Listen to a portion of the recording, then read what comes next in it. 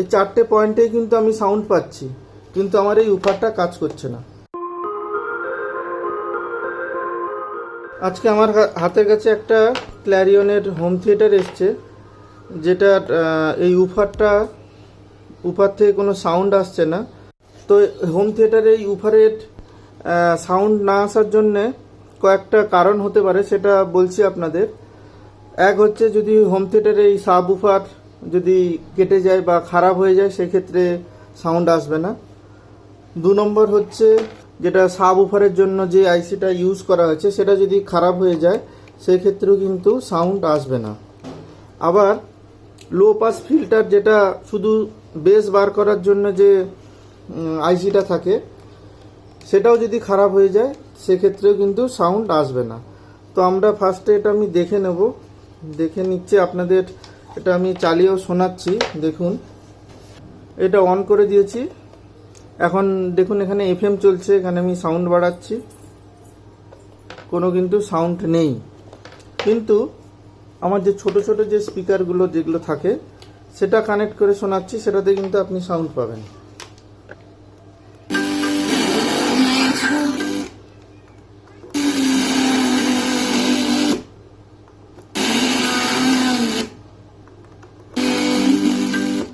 এই চারটে পয়েন্টেই কিন্তু আমি সাউন্ড পাচ্ছি, কিন্তু আমার এই উফারটা কাজ করছে না।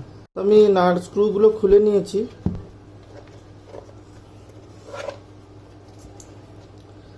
এই হচ্ছে আমার অ্যাম্পলিফায়ার বোর্ড। এখানে আমার 3টে অডিও আইসি আছে।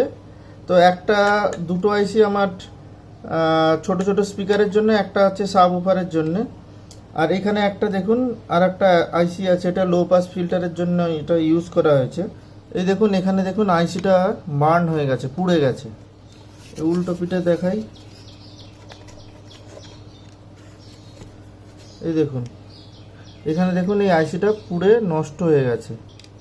যদি আমার আইসিটা ঠিক থাকতো, তাহলে কিন্তু আমাকে আর বাকি দুটো অংশ টেস্ট করতে হচ্ছে। একটা হচ্ছে লো পাস ফিল্টারের জন্য যে আইসিটা আছে, সেই আইসিটা, আর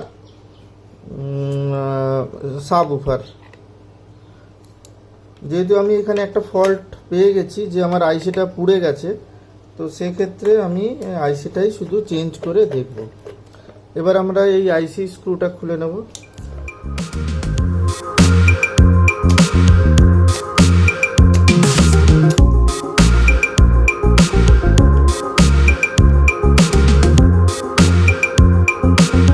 আইসিটা দেখুন বাস্ট হয়ে গেছে।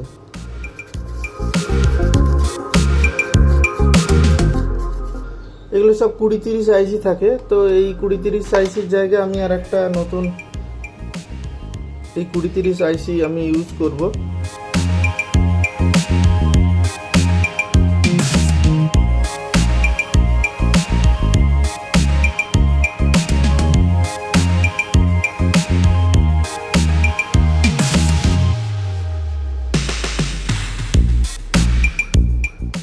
এই হিটসিং কম্পাউন্ড কিন্তু অবশ্যই আপনাদের ইউজ করতেই হবে।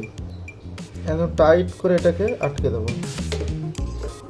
এরপরে যেরকম পয়েন্ট আছে, সেই পয়েন্টগুলোকে আমি সোল্ডারিং করে দেবো।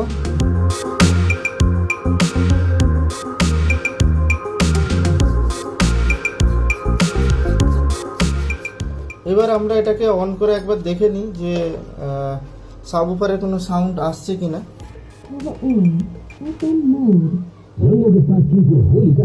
এই দেখুন, আমি কিন্তু স্পিকার কানেক্ট করে নিই, এখন কিন্তু সাউন্ড আসছে।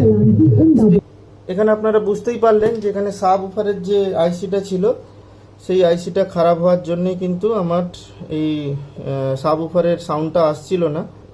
তো এটাই ছিল, এটা ছোট একটা প্রবলেম ছিল একটা হোম থিয়েটারের। এরপর নানা রকম প্রবলেম যদি থাকে, সেগুলো আমি আপনাদের কাছে শেয়ার করব, যে কিভাবে আপনারা সারাবেন বা কিভাবে বুঝতে পারবেন। তো আজকের ভিডিও আপাতত এইটুকু, দেখা হবে আবার পরের ভিডিওতে।